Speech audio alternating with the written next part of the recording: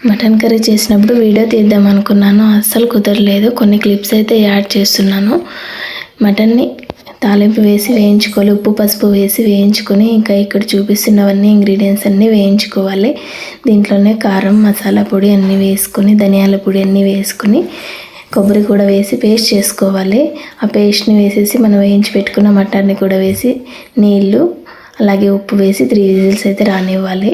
3 whistles వచ్చిన తర్వాత కొద్దిసేపు లో ఫ్లేమ్లో పెట్టి ఒక 10 మినిట్స్ అలా ఉడికించుకుంటే సరిపోతుంది. చాలా టేస్టీగా ఉన్నింది, అందరూ చాలా ఇష్టంగా తిన్నారు.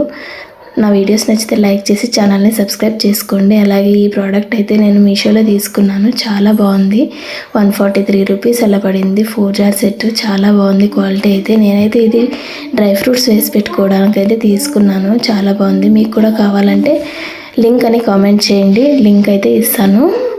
నా ఫాలోవర్స్ అయితేనే లింక్ వస్తుందండి, ఫాలో చేసి లింక్ అని కామెంట్ చేయండి. వీడియో నచ్చితే లైక్ చేసి ఛానల్ని సబ్స్క్రైబ్ చేసుకోండి. అలాగే ఇన్స్టాగ్రామ్లో ఫాలో అవ్వండి. వీడియో నచ్చితే లైక్ చేయండి. బాయ్.